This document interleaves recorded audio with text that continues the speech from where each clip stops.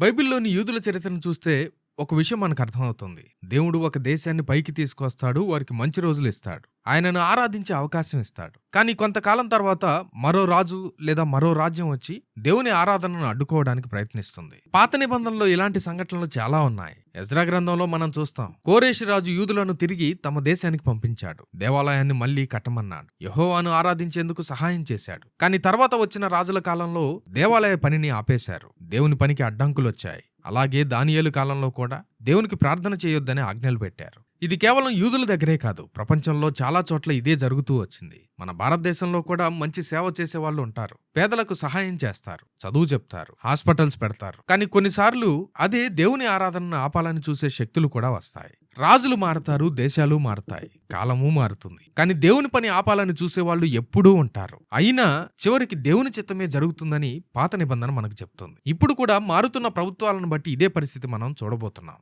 మనకు సాధారణంగా లోకాన్ని మార్చిన వ్యక్తులు అనగానే ఎవరు గుర్తొస్తారు? పెద్ద పెద్ద యుద్ధాలు చేసిన రాజులా, లేక వేల కోట్లు సంపాదించిన బిజినెస్ మ్యాన్లా, లేదంటే పెద్ద పెద్ద యూనివర్సిటీల్లో చదువుకున్న మేధావులా? నిజమే, వీళ్ళందరూ చరిత్రలో ఉంటారు. కానీ అసలు చదువుకోవడానికి డబ్బుల్లేని ఒక చిన్న పల్లెటూరులో చెప్పులు కుట్టుకుంటూ జీవించే ఒక సామాన్య వ్యక్తి ఒక దేశం యొక్క చరిత్రను, భాషను, సంస్కృతిని మార్చగలడు అంటే మీరు నమ్ముతారా? అసలు అతనికి మన దేశంతో ఏం సంబంధం? తన దేశం కాని దేశానికి, తన వారు కాని ప్రజల కోసం తన జీవితాన్ని, తన కుటుంబాన్ని, తన సర్వస్వాన్ని పణంగా పెట్టాల్సిన అవసరం ఏమొచ్చింది? ఆ వ్యక్తి చేసిన పని ఎంత గొప్పదంటే, ఈరోజు మనం చదువుకుంటున్న పుస్తకాలు, మనం మాట్లాడుతున్న కొన్ని భాషల వ్యాకరణం, మన దేశంలో ఆగిపోయిన కొన్ని భయంకరమైన దురాచారాలు, వీటన్నిటి వెనుక ఆ చెప్పులు కుట్టుకునే వ్యక్తి శ్రమ ఉంది. ఆయనెవరో కాదు, ఆధునిక మిషనరీల పితామహుడు అనబడే విలియం కేరీ. విలియం కేరీ 1761లో ఇంగ్లాండ్లోని ఒక చిన్న గ్రామంలో పుట్టారు. ఆయనది చాలా పేద కుటుంబం. ఆయన తండ్రి ఒక నేతగాడు, ఇంకా టీచర్. విలియం కేరీకి చిన్నప్పటి నుండే ప్రకృతి అన్నా, పుస్తకాలు అన్నా ప్రాణం. కానీ పేదరికం వల్ల ఆయన పెద్ద చదువులు చదవలేకపోయారు. 14 ఏళ్ల వయసులోనే ఆయన ఒక చెప్పులు కుట్టే యజమాని దగ్గర పనిచేశారు. కానీ ఇక్కడే ఒక వింత జరిగింది. ఆయన చెప్పులు కుడుతూనే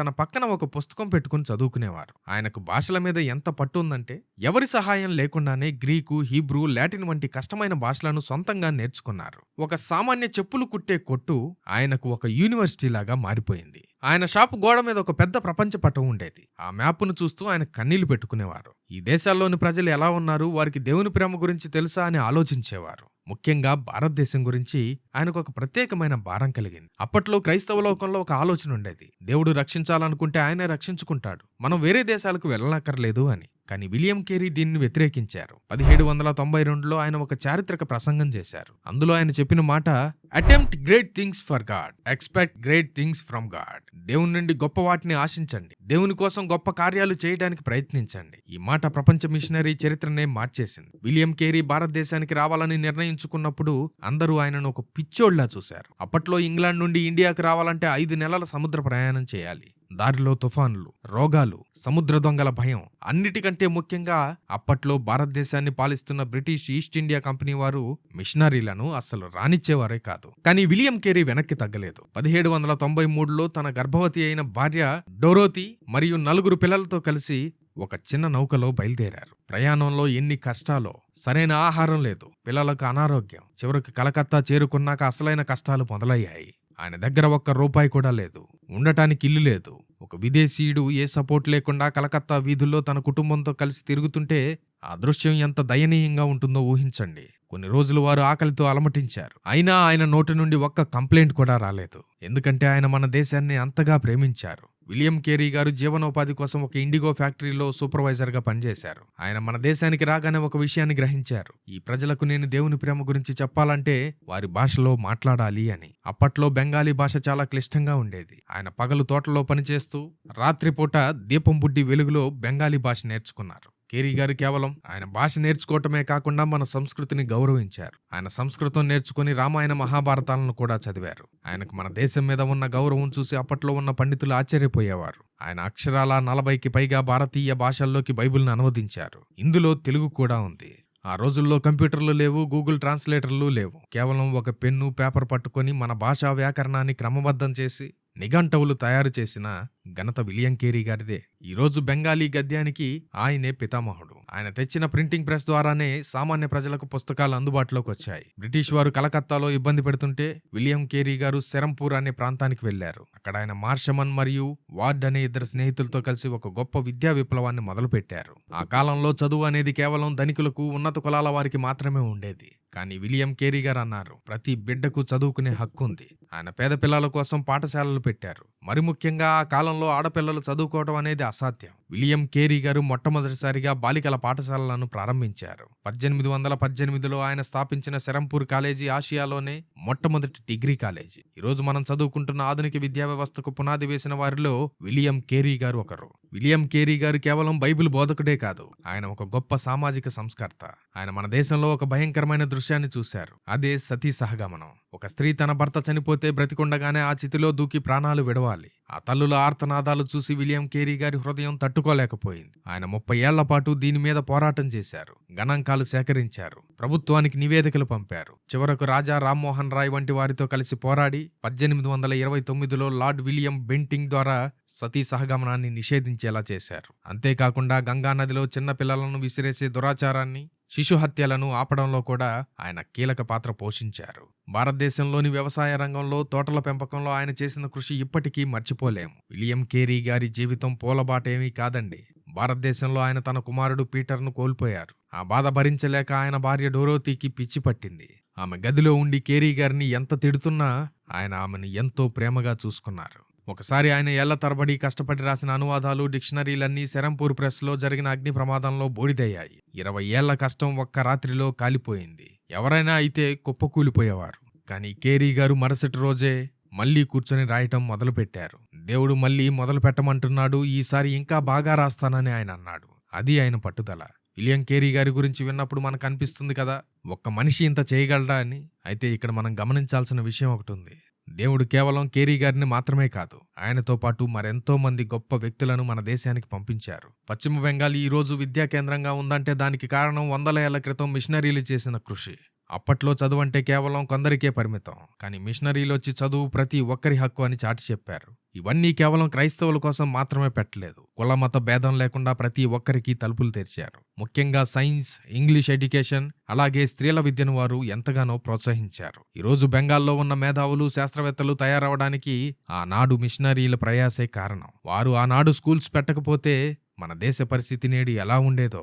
వైద్య సేవలు అప్పట్లో మారుమూల గ్రామాల్లో చిన్న జ్వరం వచ్చినా ప్రాణాలు పోయేవి. కానీ మిషనరీలు దేవుని ప్రేమను కేవలం మాటలతో కాకుండా వైద్యం ద్వారా చూపించారు. వారు మారుమూల అడవుల్లో, పల్లెటూర్లలో ఆసుపత్రులు, క్లినిక్లు ప్రారంభించారు. ముఖ్యంగా అప్పట్లో కుష్ఠవ్యాధి అంటే ప్రజలు అసహించుకుని ఊరు బయట పడేసేవారు. అటువంటి వ్యాధిగ్రస్తులను గుండెకు హత్తుకుని సేవ చేసిన వారు మిషనరీలు. పేదలకు ఉచితంగా లేదా చాలా తక్కువ ఖర్చుతో వైద్యం అందించడం, హాస్పిటల్స్ ద్వారా ప్రాణాలు కాపాడడం వారి లక్ష్యం. ఉత్తర బెంగాల్ ప్రాంతంలో వారు చేసిన మెడికల్ సర్వీస్ ఇప్పటికీ ప్రజల గుండెల్లో నిలిచిపోయింది. ఇక మనం పశ్చిమ బెంగాల్ గురించి మాట్లాడుతున్నప్పుడు మదర్ తెరీసా గారి పేరు తలవకుండా ఉండలేం. ఆమె ఒక విదేశీయురాలు, కానీ మన దేశంలోని పేదరికాన్ని చూసి చలించిపోయారు. ఆమె స్థాపించిన మిషనరీస్ ఆఫ్ చారిటీ ద్వారా చేసిన సేవలు ప్రపంచానికే ఆదర్శం. అనాథ పిల్లలను చేరదీయటం, రోడ్డు పక్కన మరణాసన్న స్థితిలో ఉన్నవారికి నిర్మల్ హృదయ్ ద్వారా ఆఖరి క్షణాల్లో గౌరవప్రదమైన వీడ్కోలివ్వడం, ఆకలితో ఉన్నవారికి ఆహారం అందించడం. ఆమె చేసిన ప్రతి పనిలోనూ దేవుని ప్రేమ కనిపించేది. ఆమె కేవలం ఒక సంస్థను నడపలేదు, మనుషులను ఎలా ప్రేమించాలో ఒక నిలువెత్తు పాఠంలా బ్రతికి చూపించారు. బైబిల్లో ఒక గొప్ప మాట ఉంది. మత్తయి సువార్త 5వ అధ్యాయము 16వ వచనం. మనుష్యులు మీ సత్క్రియలను చూసి పరలోకమందున్న మీ తండ్రిని మహిమపరచున్నట్లు వారి ఎదుట మీ వెలుగును ప్రకాశింపనీయుడి. నిజంగానే వారు తమ క్రియల ద్వారా ఆ వెలుగును ప్రకాశింపజేశారు. అయితే ఈ వెలుగు అక్కడ తగ్గబోతుంది అనడానికి రీసెంట్ గా జరిగిన మార్పే కారణం. దాదాపు 40 ఏళ్ల తర్వాత బీజేపీ ప్రభుత్వం వెస్ట్ బెంగాల్లో అధికారంలోకి వచ్చింది. ఆ రాష్ట్ర ముఖ్యమంత్రి ఈ విధంగా ఒక స్టేట్మెంట్ ఇచ్చాడు. పశ్చిమ బెంగాల్ ప్రభుత్వం ఒక నిర్ణయం తీసుకుంది. శబ్ద కాలుష్యాన్ని అరికట్టడానికి లౌడ్ స్పీకర్లు, మైకుల మీద ఆంక్షలు విధించింది. ముఖ్యంగా హాస్పిటల్స్, స్కూల్స్, అలాగే నివాస ప్రాంతాల్లో మైక్ శబ్ద పరిమితి దాటకూడదని కాలుష్య నియంత్రణ మండలి ఆదేశాలు జారీ చేసింది. ఇది వాళ్ళు మంచి ఉద్దేశంతోనే చేస్తున్నారు. హాస్పిటల్స్ లో రోగులుంటారు, వారికి ప్రశాంతత కావాలి. స్కూల్స్ లో పిల్లలు చదువుకుంటారు, వారికి డిస్టర్బెన్స్ ఉండకూడదు.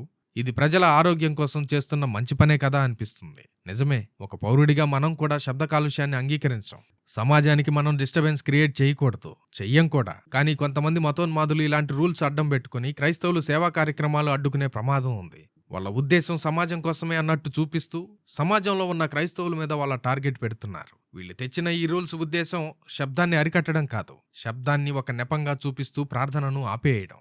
అధికారులు కూడా కొన్నిసార్లు రాజకీయ ఒత్తిళ్ల వల్ల లేదా గొడవలెందుకులే అని ఆ కంప్లైంట్ ఇచ్చిన వారి వైపే నిలబడి ప్రార్థనలు ఆపేయమని చెబుతున్నారు. ఇలాంటి సంఘటనలు మనం మన ఉత్తర భారతదేశంలో చాలా రాష్ట్రాల్లో చూసాం. చట్టం అనేది అందరికీ రక్షణగా ఉండాలి, కానీ ఇక్కడ కొంతమంది ఆ చట్టాన్ని క్రైస్తవులను ఇబ్బంది పెట్టడానికి ఒక ఆయుధంలా వాడుకుంటున్నారు. తెలుగు రాష్ట్రాల్లో కూడా చూస్తూ వస్తున్నాం కదా, అంతటా సువార్తను ఆపాలని చూసే నాయకులు అధికారంలోకి వస్తున్నారు. మనం సాధారణంగా ఒక మాట అంటూ ఉంటాం కదా, సువార్తను ఆపడం ఎవరితరం, దేవుడు గొప్పవాడు, ఆయన పనిని ఎవరూ అడ్డుకోలేరు అని చాలా ధైర్యంగా చెప్తుంటాం. అవును, అది ముమ్మాటికి నిజం. దేవుడు సర్వశక్తిమంతుడు. అదే దేవుడు తన వాక్యంలో మనల్ని హెచ్చరిస్తూ ఒక సీరియస్ మాట చెప్పాడు. అది మనం అసలు మర్చిపోకూడదు. యెషయా గ్రంథము 55వ అధ్యాయము 6వ వచనం, యెహోవా మీకు దొరుకు కాలమున ఆయనను వెదకుడి. ఒక్క నిమిషం ఈ వాక్యం గురించి ఆలోచించండి. ఆయన దొరికే కాలం ఒకటి ఉన్నట్లే ఆయన దొరకని కాలం కూడా ఒకటి వస్తుంది అని దీని అర్థం. అంతే కదా? అంటే ఆయన వాక్యం మనకు స్వేచ్ఛగా వినబడని కనబడని రోజులు రాబోతున్నాయి. ఇప్పుడు పశ్చిమ బెంగాల్ వంటి రాష్ట్రాల్లో జరుగుతున్న ఈ పరిణామాలు, మైకుల మీద ఆంక్షలు, ప్రార్థనలకు అడ్డు తగిలే చట్టాలు, ఇవన్నీ ఏదో రాజకీయంగా జరుగుతున్న మార్పులు మాత్రమే అనుకుంటే మనం పొరపాటు చేసినట్లు. ఇవి ఆ కాలం మొదలయ్యింది అనడానికి దేవుడు మనకిస్తున్న ఒక బలమైన హెచ్చరిక. నిజం చెప్పాలంటే మన తెలుగు రాష్ట్రాల కంటే ఎంతో గొప్ప సేవ, ఎంతో బలమైన మిషనరీ పునాదులు పశ్చిమ బెంగాల్ మట్టి మీద పడ్డాయి. విలియం కేరీ వంటి మహనీయులు అక్కడ రక్తాన్ని చిందించారు. కానీ అటువంటి చోటనే ఈ రోజు సువార్త తలుపులు వేయడానికి ప్రయత్నాలు జరుగుతున్నాయంటే పరిస్థితి ఎంత గంభీరంగా ఉందో అర్థం చేసుకోండి. మనం ఒకసారి గమనిస్తే ఒక పక్క తెలుగు రాష్ట్రాల్లో తప్ప దాదాపు అన్ని చోట్ల ఇలాంటి ఇబ్బందులే ఉన్నాయి. దేవుడు మన ఆంధ్ర, తెలంగాణ రాష్ట్రాలను ఇప్పటి వరకు తన కృప చొప్పున కాపాడుతూ వస్తున్నాడు. ఆయనకి స్తోత్రం. దేవుని ప్రత్యేకమైన దృష్టి మన రాష్ట్రాల మీద ఉంది అనడంలో ఎలాంటి సందేహమూ లేదు. కానీ ఇలాంటి రూల్స్ మన దగ్గరకు రావులే, మనల్ని ఎవరు ఏం చెయ్యరులే అని మనం భ్రమలో ఉండకూడదు. వాక్యం దొరకని కాలం అంటే అది ఏదో ఒక మూల వచ్చేది కాదు, అది ప్రపంచమంతటా వచ్చే ఒక ఆత్మీయ క్షామం. ఆమోసు గ్రంథము 8వ అధ్యాయము 11వ వచనము, ఆహారము లేని క్షామము కాదు, నీళ్లు లేని దప్పిక కాదు, కాని యెహోవా మాటను వినకపోవు క్షామము నేను దేశమునకు పంపెదను. ఆ రోజులు మన కళ్ళ ముందే మొదలవుతున్నాయి. ఈ రోజు మనకు ఇంకా స్వేచ్ఛ ఉంది, వాక్యం వినే అవకాశం ఉంది, మైకులో దేవుని నామాన్ని ప్రకటించే వెసులుబాటు ఉంది. ఈ సమయాన్ని మనం వృధా చేయకూడదు.